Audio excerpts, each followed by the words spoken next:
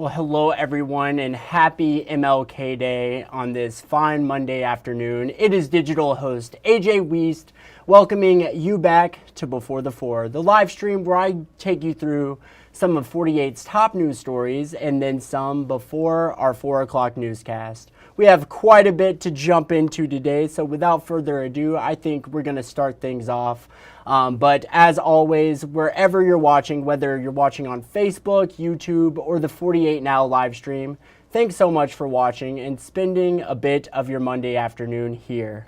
Now, starting things off, today the United States has a new president. Donald J. Trump today was inaugurated as the 47th president of the United States. President Trump started the day with a church service and a meeting at the White House with outgoing President Joe Biden. As NBC's Alice Barr reports, Trump is expected to sign dozens of executive orders later on today to start implementing his agenda to roll back changes made by President Biden. And take a listen. Hi there. Many of the traditions of this inauguration day are looking very different because of the frigid cold temperatures forcing the swearing-in ceremony indoors for President-elect Trump. It's only the second time that's happened in some 40 years, and he is only the second U.S. president to be sworn into non-consecutive terms. In many ways, this unusual day mirroring his unusual path back to the White House. After he takes the oath of office, President-elect Trump heading over to Capital One Arena, where roughly 20,000 of his supporters will be eagerly waiting to hear from him. That's opposed to the hundreds of thousands who had been planning to watch the swearing in when it would have been outdoors. They would have watched from the National Mall. President-elect Trump set to sign a number of executive orders, more than 50 on this first day of his administration. And we've learned that 10 of those will be related to immigration and the border, including declaring a national border emergency that would be a step toward facilitating those mass deportations of migrants the president-elect spoke so much about on the campaign trail. He also intends to roll back a number of Biden administration policies, getting straight to work on this first day of his new term in office. From the U.S. Capitol, I'm Alice Barr, NBC News. Well, thank you, Alice. And now let's take a look at the new president's agenda for day one. Officials are promising he will make good on several campaign promises he plans to enact on his first day in office. And with a historic level of executive actions, NBC's Garrett Hake is laying out some of those day one priorities for us. And let's take a look. On day one of the Trump administration, the returning president wasting no time putting his agenda into action. Within hours of taking office, I will sign dozens of executive orders. A Trump campaign official telling NBC News within hours of taking office, Americans will see changes at a pace, quote, like nothing you've seen in history, signing more than 50 executive orders on key campaign promises. Everybody in this very large arena will be very happy with my decision on the J6 hostages, including pardons for January 6th rioters, ending travel reimbursements for military members seeking abortion care, and rolling back protections for transgender individuals. But it's immigration enforcement and border security that will see the most sweeping action. The president-elect expected to declare a national emergency on the U.S.-Mexico border. By the time the sun sets tomorrow evening, the invasion of our borders will have come to a halt, and all the illegal border trespassers will in some form or another be on their way back home. NBC News learning ICE officials are planning a major enforcement operation targeting immigrants in the days following the inauguration, according to a document reviewed by NBC News and a person familiar with the planning. The cities that could see the immediate activity include Washington, D.C., Philadelphia, Chicago, Los Angeles, and Denver. We're going to start off with the criminal illegals. That's where the focus is going to be. Folks are detained. A lot of the local law enforcement know exactly where these criminals are. We get them and get them out of the country. Trump also pledging to end birthright citizenship after taking the oath, policies expected to face stiff legal and logistical challenges. Trump also expected to roll back some climate policies, setting the stage for this flurry of actions at an October rally. I only want to be a dictator for one day, and I'm going to close the borders and drill, baby, drill. As president, Trump can focus on another major campaign promise, remaking the economy, threatening to quickly implement 25% tariffs on goods made in Mexico and Canada. A blitz of executive actions that in a single day could set the tone for the next 4 years. Starting tomorrow, I will act with historic speed and strength and fix every single crisis facing our country. We have to do it. Well, thank you. And now let's talk about the weather. It is cold, no doubt about it. But let's turn it over to 48 First Alert Chief Meteorologist Brad Travis for a look at the latest forecast. Brad? Well, AJ, some of the coldest air of the season this morning down to 12. Now, last year when we had all the problems, we went down to 8. We're going to get down to 9 degrees Wednesday morning. Tonight, probably not as cold because of the clouds coming in. Here's a quick look at those temperatures. We are not going to make it above freezing probably until Thursday. So that's just how brutally cold it is. And the wind chill will start off once again in the single digits tomorrow. It's a quiet, clean air kind of day out there. At least we're getting some sunshine. Here's that 10-day forecast. Notice the changes. Looking forward to the weekend. Back in the 50s by then, but we got a long haul before then. 29 tomorrow with some snow flurries, maybe even a brief snow shower down into the southern parts of DeKalb County and Marshall County. And then mostly sunny Wednesday, a high back to 36, 44 on Thursday. We'll talk more about this at 5 and 6. Well, thank you, Brad. Now in Madison County, a person was killed and another injured in a crash this afternoon. HIMSI spokesperson Don Webster says the crash happened near Winchester Road and Henson Drive just before 2 this afternoon. Moores Mill Volunteer Fire and Rescue says the crash involved a sedan and an 18-wheeler. Now, this is all the information we have on this situation at this time, but we'll be sure to update you all as soon as we learn more. But now a story that broke earlier today. The trial for a man known as the MAGA Lumberjack is all set to begin later this year. Now, Dylan Harrington, the man known as the MAGA Lumberjack, will be tried for rape in Limestone County in June. Harrington's rape trial will begin on June 23rd, according to court documents. According to a detective who testified at a court hearing earlier this month, the victim and Harrington were out with a group of friends drinking at a bar in Madison. The victim accused him of raping her while she was drunk and could not consent. Now, Harrington earned his nickname after surveillance footage captured him in a Make America Great Again hat, throwing a piece of lumber in the direction of law enforcement during the January 6, 2021 Capitol riot.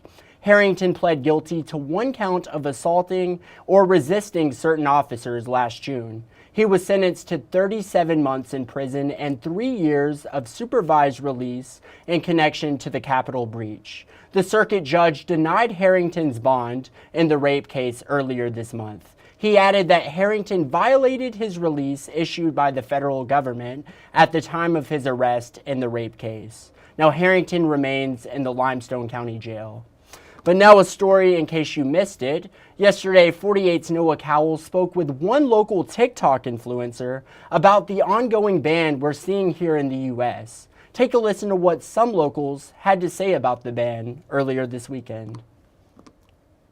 And as of today, December 19th, around 2 a.m., a stranger was caught on Kelsey Porter's secure.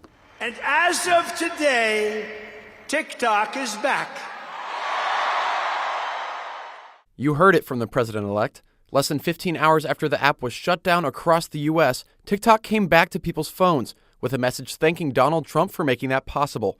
Some were excited to see the ban, The hater in me was just celebrating. while others had a much harder time. Middle of me scrolling, the app went down, I'm like, what? Yeah. I did cry. I like it. Many TikTok users were hurt by the temporary ban, some more than others. One local influencer says people who rely on the app to grow their brand or their business are on edge, even with the app up and running again. TikTok is their only income. It is how they have survived these past few years. It was kind of just like, wow, they're really taking this away from everyone. It was not a good feeling.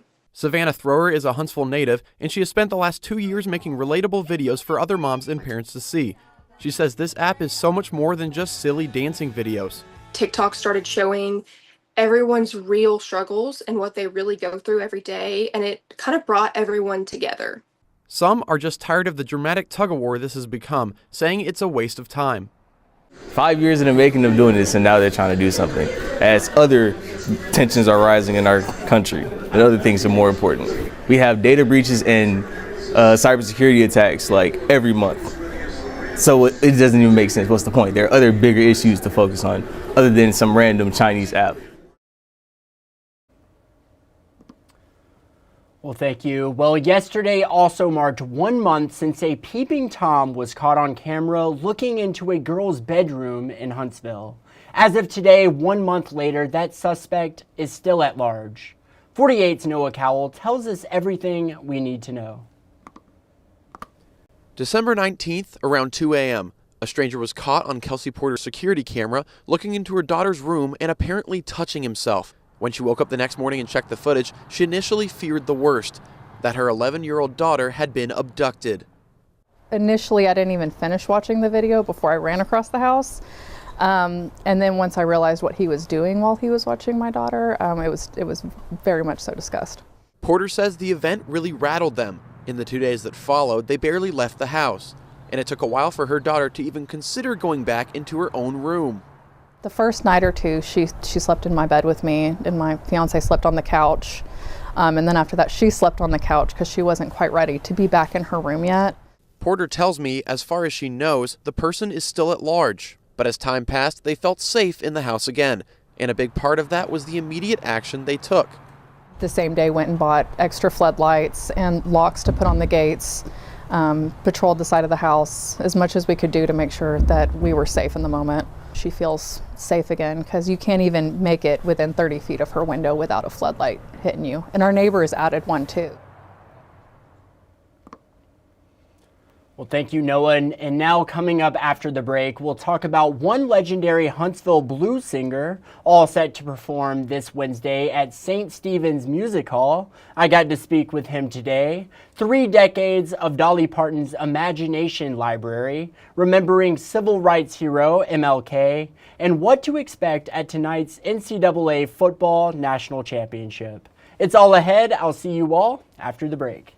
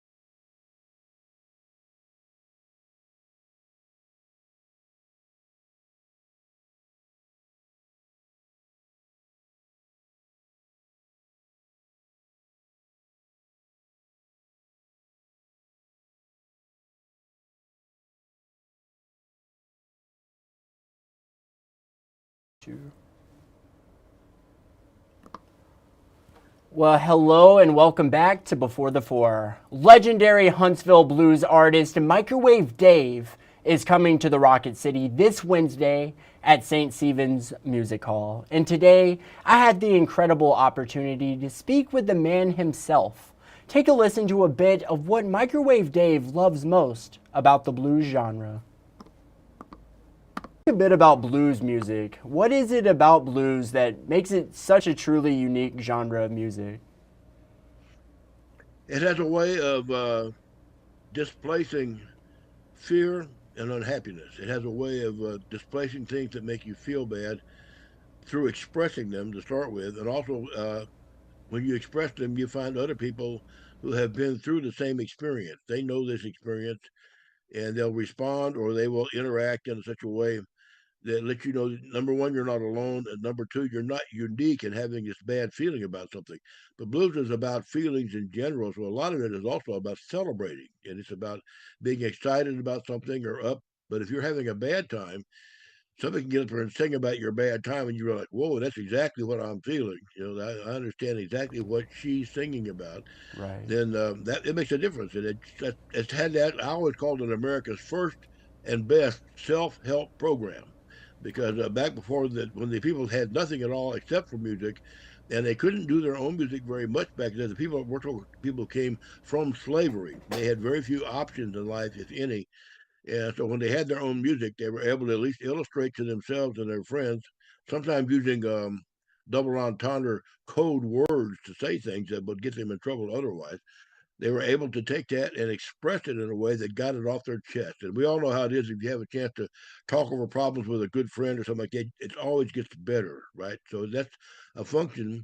And then you have the artistic aspect of it, of taking a simple format and then creating things within that framework to fill that frame with whatever is going on within a 2 or 3 minute period. It's an amazing opportunity. Well, awesome interview today with the local celebrity, and you can watch that full 48 Now interview with Microwave Dave on our website right now. Just go to WAFF.com. You'll go to digital shows, and then finally 48 Now. You'll get more details and some awesome, incredible stories from over the years from Microwave Dave. But yes, awesome interview today. But also make sure to come out to St. Stephen's Music Hall this Wednesday to catch the performance, because you're just not going to want to miss it. That is for sure. But now, here we go.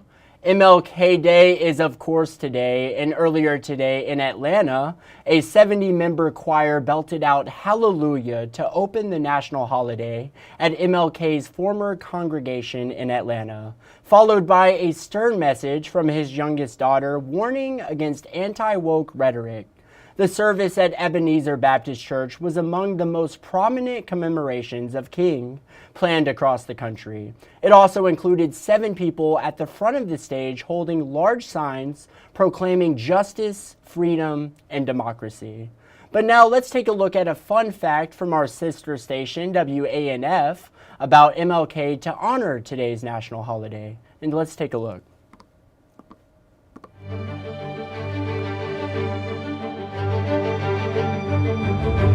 Let freedom ring from Stone Mountain of Georgia, from every mountainside. Let freedom ring.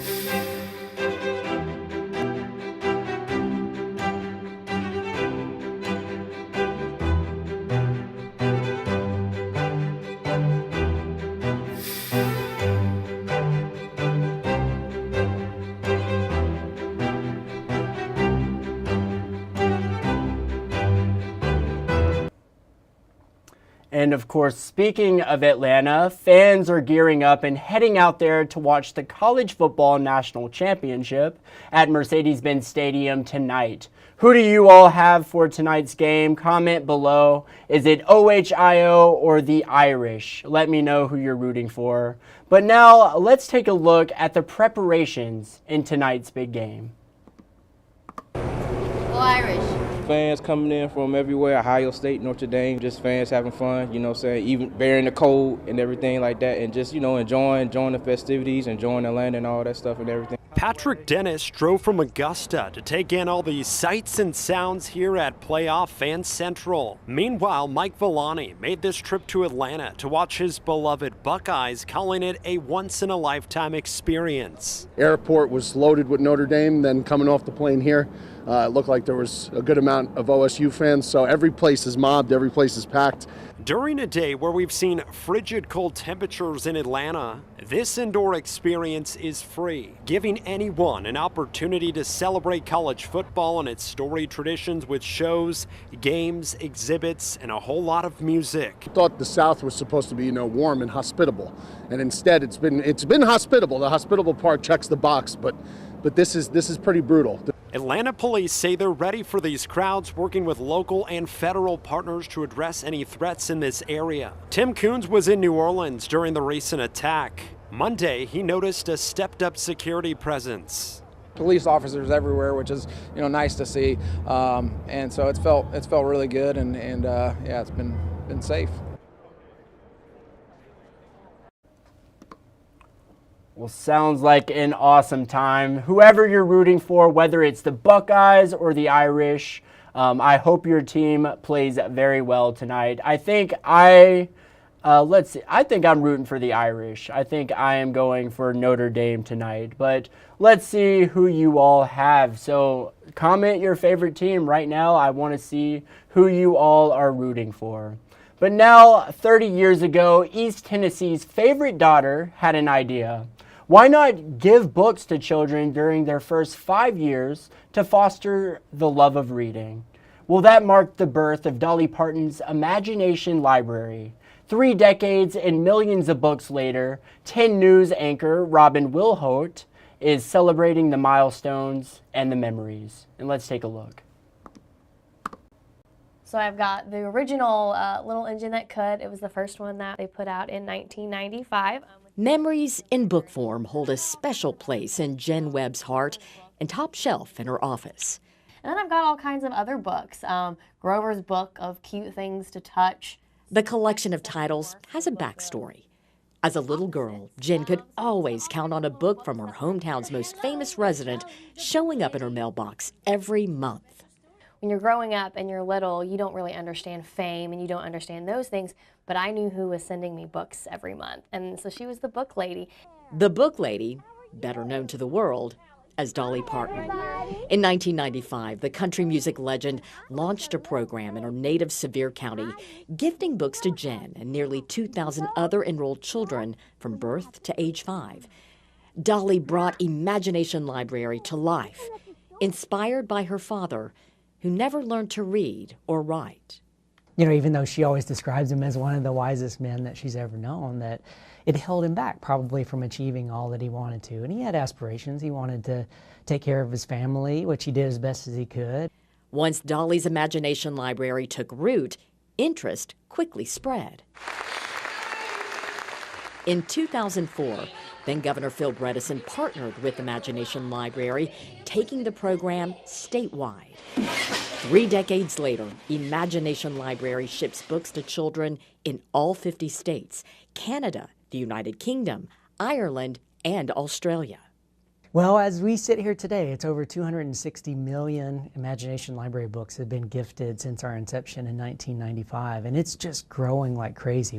Jeff Conyers, president of the Dollywood Foundation, says each book is carefully picked for children, available in Braille for the visually impaired and in Spanish. As we know, demographics across the U.S. are changing rapidly. Spanish language is quite prevalent in many parts of the U.S., and so we now have a fully bilingual Imagination Library that's parallel with our core Imagination Library program. And I am just so grateful and blessed to have been such a small part of it. Now, as a young professional, Jen says Imagination Library sparked her lifelong love of reading. She went on to study English in college. And 30 years after receiving her first book, The Little Engine That Could, from the book lady, Jen works as a publicist at Dolly's Parks and Resorts. It's really a testament to just how powerful a simple idea that's from the heart can be. It can really change the world. Well, awesome story right there, that is for sure.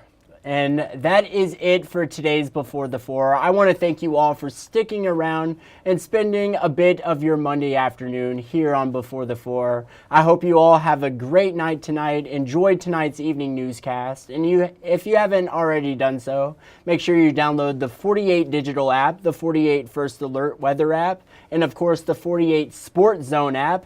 Turn on those push notifications and you will never miss a breaking news story.